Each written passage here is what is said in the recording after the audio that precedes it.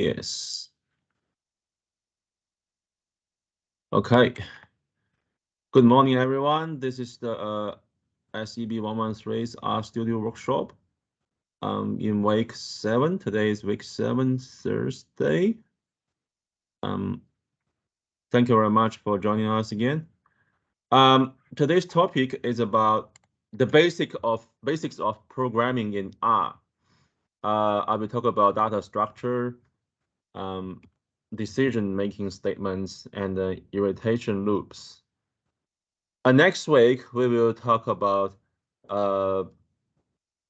recursion and then debugging of R codes. So this week and next week is about the basics of programming in the R language. If you have some experience in coding in the computer programming language, like a C or Python or Visual Basic even. If you have some programming experience, you probably feel today's topics is probably too basic. But anyway, R is a computer programming language. So I think since we are learning how to use R to do data analysis, we should probably also know something about the basics of programming in the language of R. Today's agenda, 3 things. We probably finish within an hour, okay? Just double check I'm still recording myself. Yes, I think I'm recorded. Okay. Data structure. We have came across these things already in the previous workshops, like vector, data frame. I just want to kind of formally introduce those data structures in to you guys today. So a vector in R is defined as a column or row of data elements.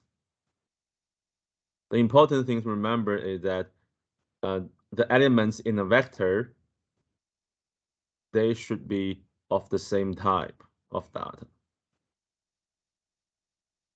Okay. Remember in our first or second workshop, probably second one, we talk about different types of data in R. We have a numeric data, we have a character type of data, we have a factor type of data, we have a logical type of data. So when you are define a vector of things, those things in the vector, they should be of the same type. So you can't mix text and the numbers in one vector. Okay. Yeah. If you want to, you have to define those numbers as characters, okay, or text, and then you can combine them in one vector. Okay. If you have multiple vectors, you can put them together. They will form a matrix. They will form a matrix.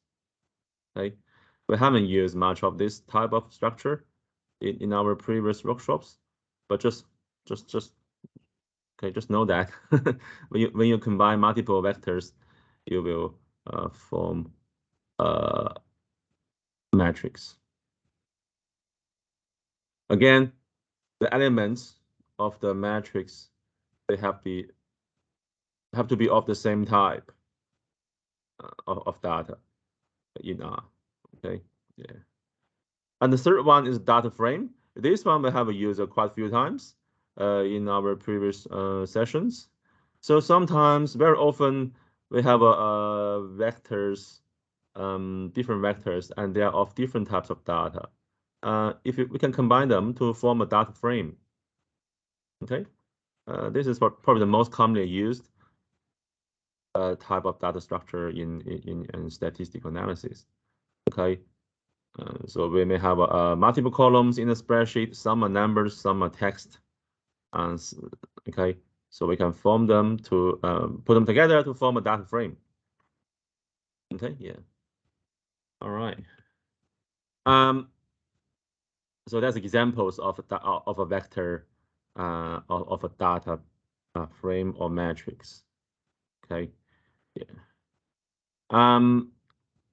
Another type of data structure that is available in R is called a list. So list, you can combine multiple things of different types in one long list. Okay, just another kind of a special data structure in our language. It's called a list. Okay, yeah. So we have seen list already when we use the R function to produce some visualization outputs. So many functions, they put out all the outputs in the visualization in the long list. Okay, yeah. Okay. Any questions so far? Oh, we have 5 people now. That's great. Thank you very much. Yeah. Okay.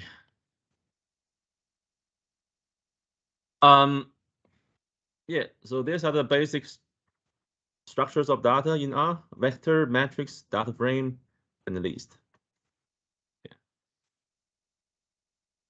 Yeah. Indexing. So you have to remember the indexing of the data structure in R is starting from 1. Okay. I think in other languages like in C, the indexing starting from 0. Okay, but in R, the indexing starting from 1. And how to refer to an element in a vector? You have to use the vector's name and then put the index number in a pair of square bracket. Okay, so have for example here we have a vector of 6 elements. If you want to call the third one, then just have to put the vector name and then a pair of square brackets and then put number 3 inside the pair of square brackets. Okay. For data frame or matrix, because they are 2-dimensional structures, we have to again use the data frame's name or matrix name and the pair of square brackets. But in the pair of square brackets, we have to tell the row index, comma, and then column index. Again, all the indexings of rows and then columns, they all start from 1.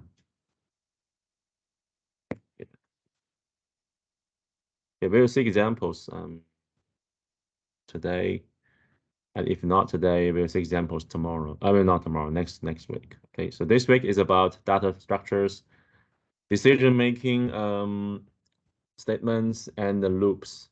Next week we'll talk about recursion, which is more complicated, and then debugging, a little bit about debugging. Okay, so today is just the basic of the basics. Okay, so very often when you design an algorithm, you will see this kind of a diagram, a flow chart. Okay, you start from somewhere, you do something, and then you have to make a decision. Sometimes we put a decision criteria question in the diamond, and then it either go yes or no. Okay, and then sometimes have to loop something, iteration of the operation multiple times. We often put those operation in the in this kind of shape. Okay, and then when you're finished, you have to come to an end. Okay, stop. So every algorithm has to have a start and a stop. Otherwise, it will become a problem. Okay, never-ending algorithm, that's a problem. All right. So statement decision statement. The first one is called the if. We have used this one before, I believe. So the syntax structure is like this. If is a keyword, and then you put a logical expression in a pair of brackets. Okay.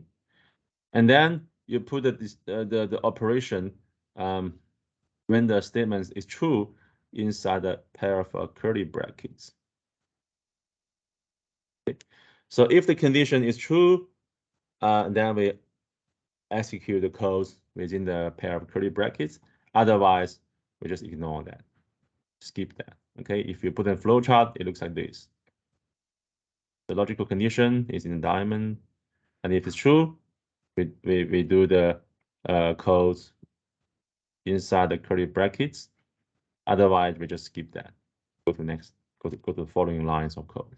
Okay. So here, I put the x, assign a value of 100 to x, and then ask, is this x a numeric? And if it's true, I will print x is a numeric. Otherwise, I just do nothing. Okay. So if I try this code, you know.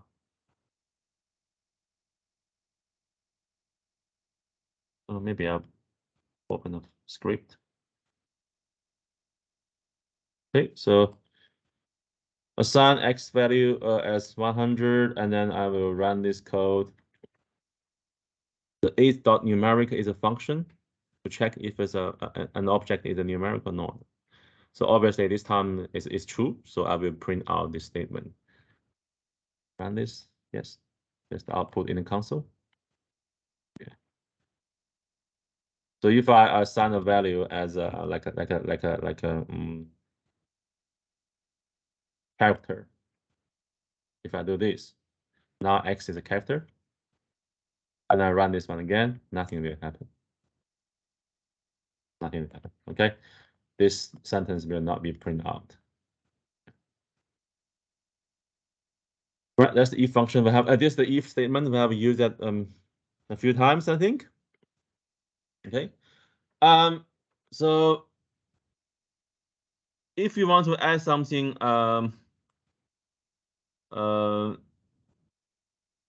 when the logical statement is false, we can use if else.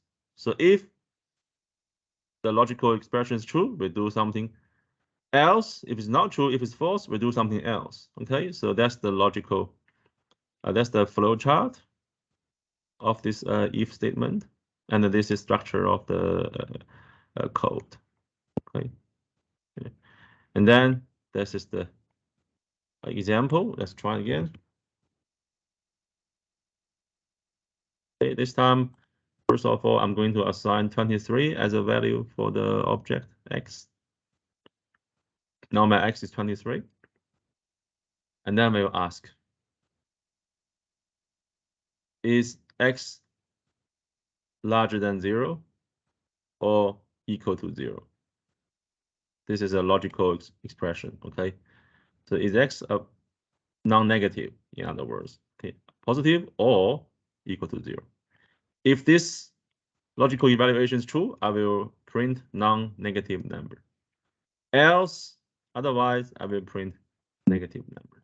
So let's run this code from if to the end. I believe I will get the sentence non-negative number. Non-negative number. Okay. Now, if I change x to minus 10, now my x is minus 10. Yeah. And then run this code again, the if statement, I will get a negative number as a print out. Okay. Negative number. Okay. Yeah. So this is the basic codes of if else statement. And we have used this one before, I think. Any questions so far? Oh, good. Yeah. I believe you have a copy of the presentation already. If not, the link is in the chat. I will post again. You can download a copy of this workbook or presentation, whatever you call it. Okay, yeah. So, as I said, if you have programming experience, this is just too easy. Almost the same as other languages. Okay, there's a function in we call it if else function. So it's basically the same as if else statements, we can, but there's an easier way to write it. So it's called the if-else function. I'm pretty sure we have used this one before when we are kind of mutating data, processing data using the mutate function in tidyverse. Yeah. So if-else function is a shorthand to if-else statements. So the function is called the if-else, and they will open the brackets, and then you put the logical evaluation as the first thing, and then comma, and then the thing to do when the logical evaluation is true, you put in as a second argument, and the last argument is the thing to do when the logical evaluation is false. Okay, let's try it again.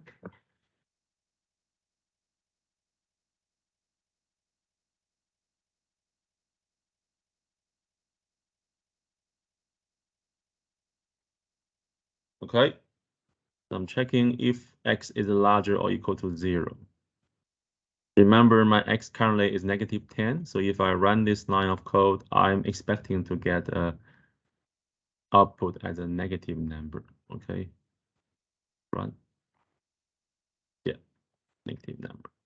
All right, and if I change my x to 99, 999, and my x is 999, and then I run this if-else function code again, I should get a sentence as non-negative number. Yes, non-negative number. Okay, yeah. So if that's the structure of if-else function, logical evaluation, something to return when the logical evaluation is true, and something to return when the logical evaluation is false. I think I prefer the if-else function. It's more concise than writing if-else statements. Okay, in most cases.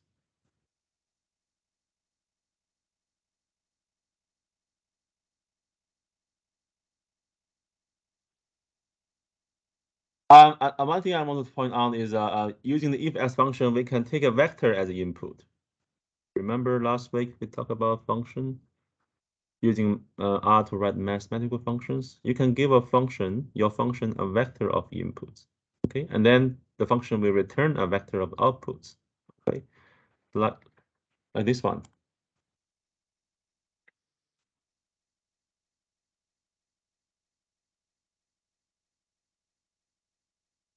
Now let's define a vector of A. It's called A. So this function C and the brackets, that's the function to define a vector. Okay, this vector has 4 elements, 5, 7, 2, 9.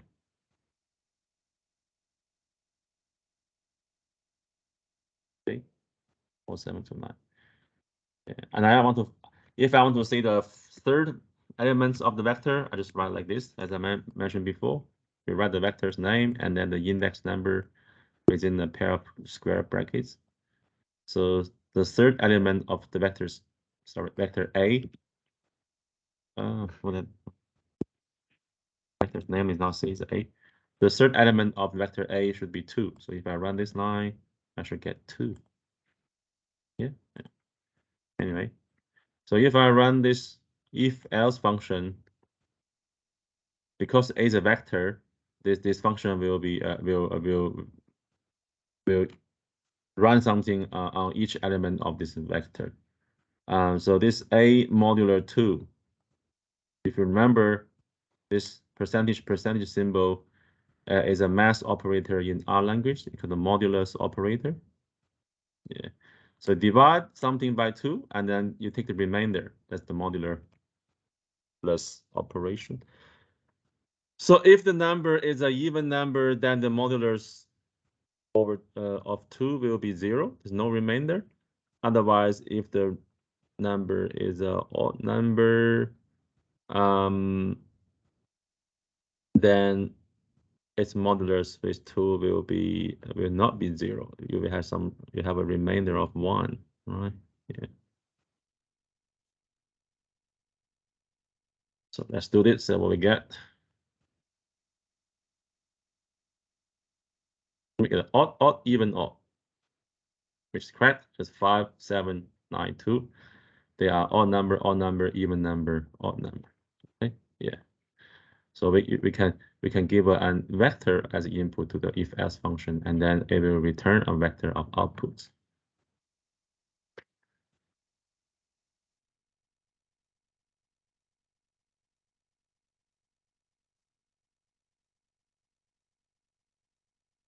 Okay. And the last one I want to talk about for the oh, sorry, not the last one. The next one is we can use if-else statements more than once to form a more complicated decision making scenario. Okay, so very often have more than two alternatives. Okay, the decision is not binary. Okay, we have more than two options. So how to do that? How to code that in R? We can nest if-else statements within another if-else statements. Okay. So if something is true, we execute the codes in the first curly brackets. Else, and then if, a second logical evaluation. If that is true, we do the thing in the second pair of curly brackets. And it can also continue else if, etc., etc. And the last one should be else. Okay, so if, else if, blah, blah, blah. And the last one has to be else. And then that's the last option in the last pair of curly brackets. So if you visualize this in a flowchart, it'll be like this one. You have multiple logical evaluations, and then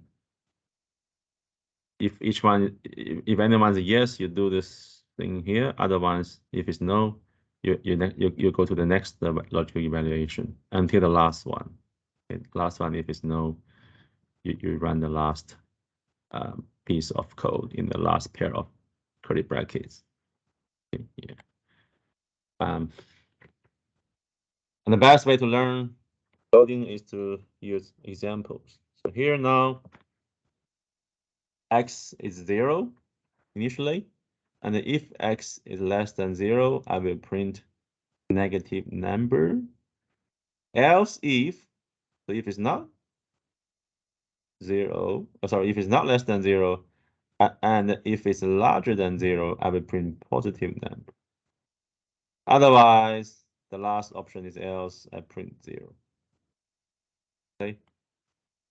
Let's see if this piece of code runs properly or not. So now I'm going to define x as 0. Now my x is 0. And I run this nested if-else statements. I should get a printout 0. Yes, 0. Okay, and then if I change my x to, let's see, positive 9, x 9 now is 9. So I run this code again. I should get output as positive number. Positive number. Yeah. So we call this one a nested if-else statement. So if, else if, else if, else if, else if, blah, blah, blah, until the last one else. Okay.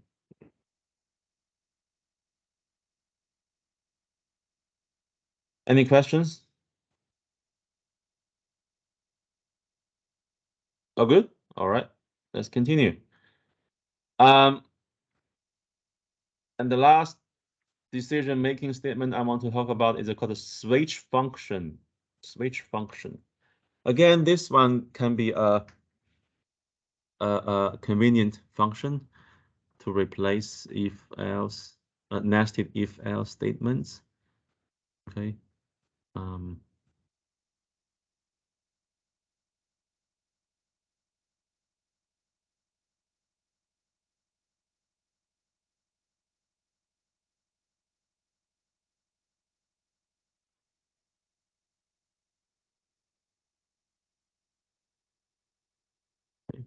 So switch, first of all,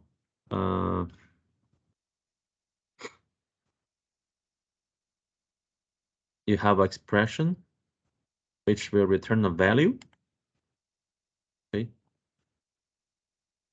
Which will return a value. And then there are multiple cases.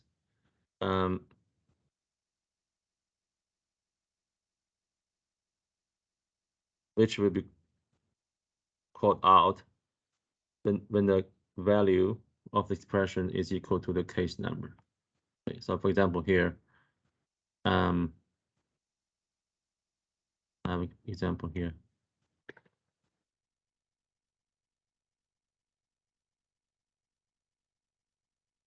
So this one is very easy.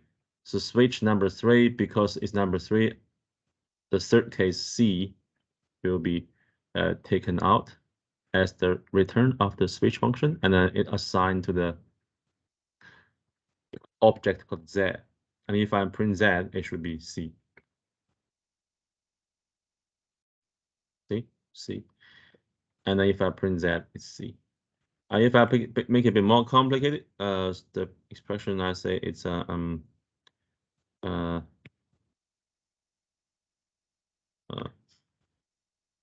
2 to the power of 2, which is 4, right? So this the value of this expression will be 4. I believe the fourth case D will be assigned, will be the return of the switch function and assigned to the object Z.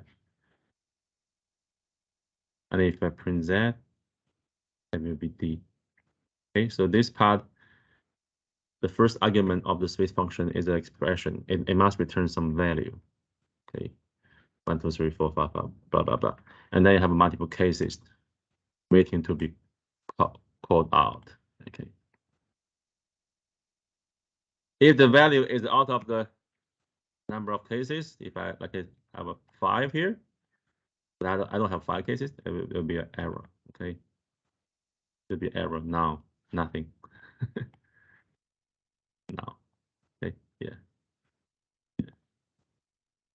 So it could be useful sometimes. Okay. All right.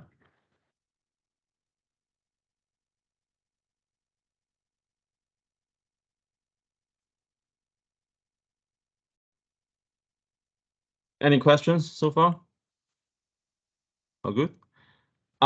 Okay. So we have covered 2 topics already: data structure and decision-making statements. And the last topic for today is the looping statements. Looping statements is very important, very useful in computer programming, because very often we have to do something again until until some end. So there are different types of looping statements in R. The first one is called a repeat. Repeat.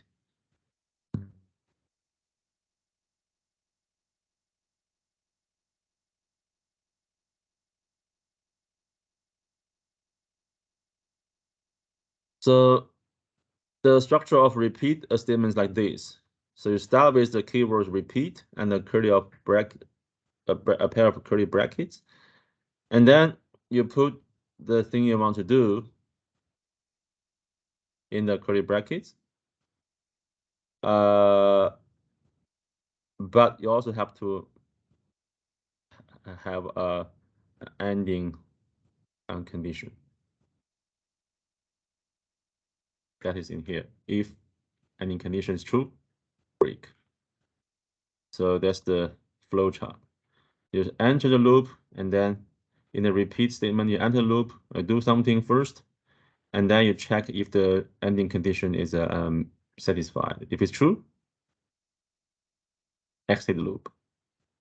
If it's not, keep repeating the body of statement. Okay. Yeah. So here's example. I want to print a counter from 1 to 5. So first of all, initially I set my x as 1, and then we repeat printing x, and then x increase by one step. And then my ending condition is x equal to 6. So I will repeat. Once I enter the repeat loop, I will keep repeating. I will keep repeating printing x and then increasing x by one step until this condition x equal to 6 is true. And then I will break the loop. Okay. Hopefully it runs. Go to the RStudio. So initially I set up my x as 1 now. Okay, I will now start the repeat looping. So I will print 1 and then x equal to 1 plus 1, x becomes 2, and then check condition. If x equal to 6, no, and then keep repeating, printing 2, and then x becomes 3. Condition equal to 6, no, print 3, and x becomes 4, all the way until x becomes 5, and print 5, and x becomes 6, and then condition x equal to 6 is true, I will break the loop. So by doing this, I will print out 1, 2, 3, 4, 5. Here you go. Yeah. If I change the condition to 10 or 11, I will print out 1, 2, 3, 4, 5 until 10. Okay. Now I need to start from initialize my x again. X is 1, and then repeat. You get? Yeah. So this is a looping using the repeat statement. Okay. You do something until the condition of exit is true. Okay, and then you break the loop. Okay. Another commonly used looping statement is a while statement. So this time you check the condition first. Okay, if the condition is true, you do something. Okay, and then you check condition again. And if it's true, you do something. You do it again, and then you come to check condition again. If it's true, you do it again until the condition is false, and then you break the loop. Okay, yeah. And this is the syntax structure, and this is a flowchart. So it's different from the looping, the repeat loop. Okay, repeat loop, you do something and then check condition until the condition is true. But the while loop, you check condition first and do something, and then check condition again. So every time you check condition first and then you do something until the condition is false, you break the loop. Okay, so again, if I want to do the same task, I want to print the counter from 1 to 5 by using a while statements for the loop, I should write like this. Okay. My condition is x has to less than 6. If x is equal or larger than 6, I will break the loop. Okay. So my condition is x less than 6. If this is true, I will print x and then x increase by one step. Okay. And then check condition again. If it's true, less than 6, I will print x and then x increase by 1. Until x is equal or larger than 6, I will break the loop. Okay, so run this again in R. Again, initially x is 1. This is 1 here. I can see in my global environment. And then we'll do this check. If x is less than 6, yes, print x and then x increase by 1. And then check again, is x less than 6? Yes, print x and x increase by 1 again. Until x is not less than 1. No less than 6, I will break the loop. Okay, so again, the output should be 1, 2, 5. 1, 2, 3, 4, 5. Nice. Yeah. And if I want to print from 1 to 10, and then the condition has to be x less than 11, right?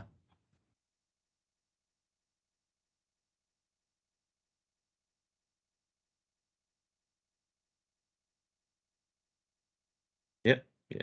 Okay, starting from 1 until 10. And then when x is 11, I will break the loop. Okay. Any questions about the repeat statement and the while statement for looping or iteration? All right. The next looping statement is called a for statement or for loop. For loop is normally used to iterate over a sequence or a vector. Okay. So we have a sequence of elements or vector of elements, and then you put that in the for loop.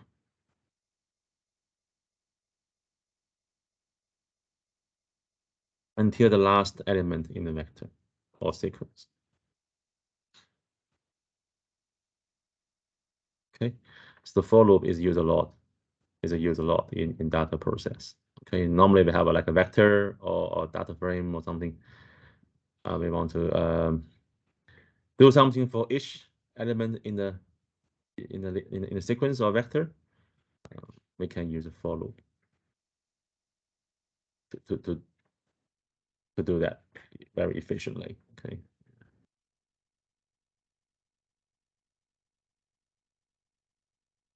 Yeah, we'll see some examples in next week, so, and also in the future weeks. Okay, using this looping and the decision making statements. In a more interesting examples, more complicated examples. Okay. Here, I want to count the number of even numbers in a vector of whole numbers. Okay, so I have a vector here. Vector is composed of 1, 2, 3, 4, 5, 6, 7, 7 whole numbers. 2, 5, 3, 9, 8, 11, 6. They form a vector called x. And then initially my count is 0. And then I will check every single element in this vector x using the for loop. Okay. So if I come across a even number in the vector, my counter will increase by 1. Okay. I will loop this operation throughout the whole vector from the first one until the last one, and then I will print out the final value of count. Okay. Yeah. So initially the count is 0. When I come across a even number, my count will increase by 1. And then after looping through the whole vector, I will print out the count. That's the number of even numbers in this vector. Okay. Let's try it.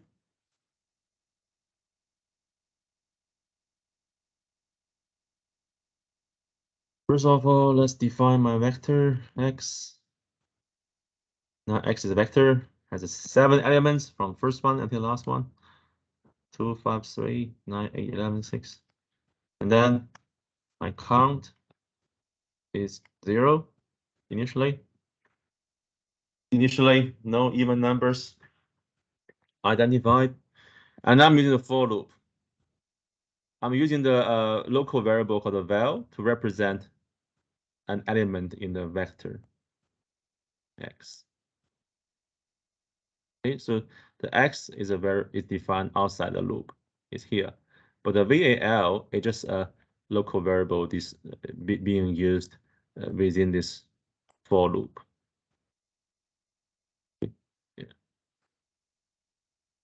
So for every single value in this vector x, that is the input for this loop, for loop. Okay. I will check if the value, if this element has a modular with 0, modular of 0 as 0, modular of 2 as 0. Okay, so divided by 2 if the remainder is 0. If the remainder is 0, then it's an even number, so my count will increase by 1. Okay, I do this for every single element in this input vector X. And then after the whole looping until after checking the last element of the input vector X, I will print out the count value. Okay. Run. Very quickly it run, and then I print out the value of count 3. We have a 3 even numbers. Okay, yeah. So that they are the first one 2, and then the fifth one 8, and then the seventh one 6. Yeah. That is the for loop. For loop is used a lot to quickly process sequence of things.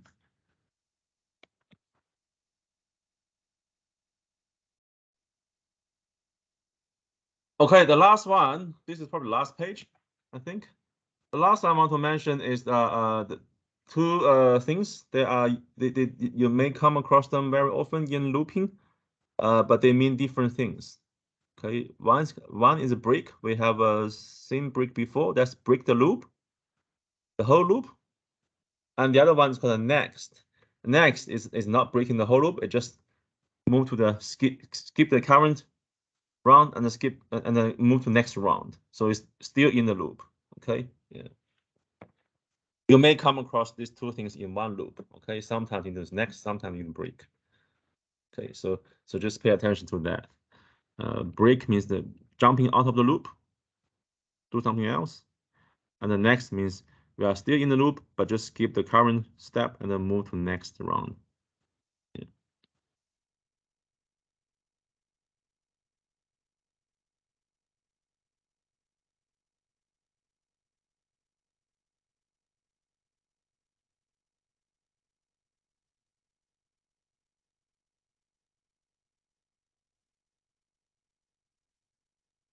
Okay, so for example, for this one, to print a counter from 1 to 3.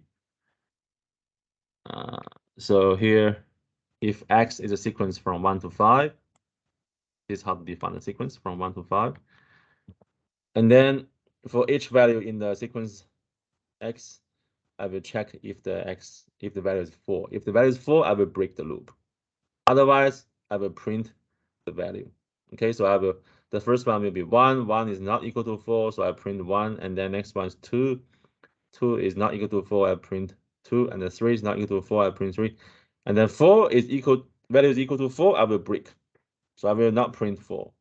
Okay. So that's the break statement inside the loop.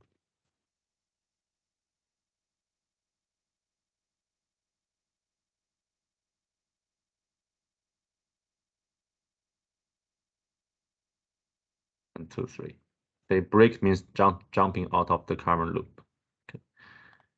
If you have a nested loop, so you have a loop within the loop within the loop, and the statement the break statement will just exit from the innermost loop that is being evaluated. Okay, yeah.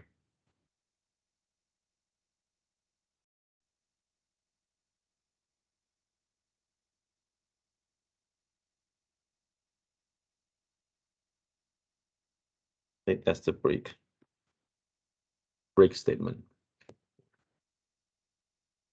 And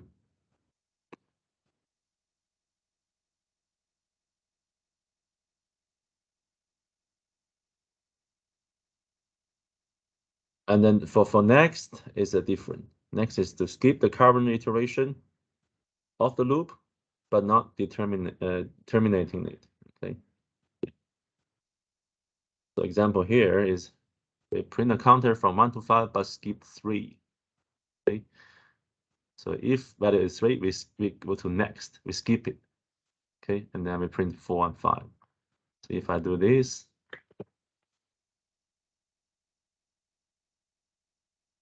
if I use next, when value is 3, I will get a print out as a 1, 2, 4, 5.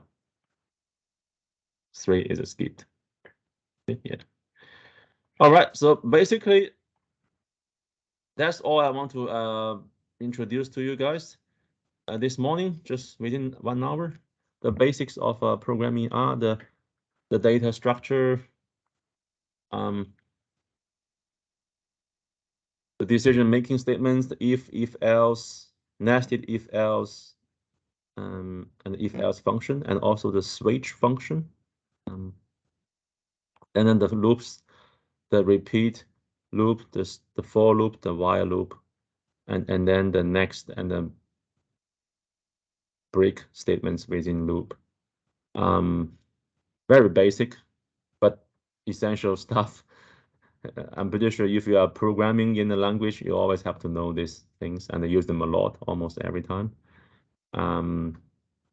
The syntax in R is almost the same as other commonly used computer programming languages.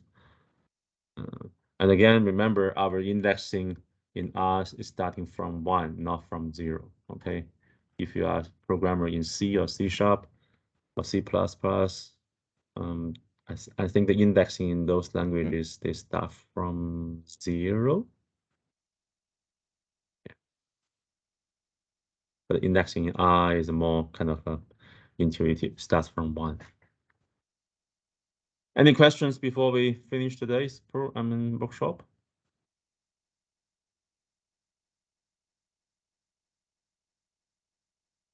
No questions? Okay, I'm going to end the recording.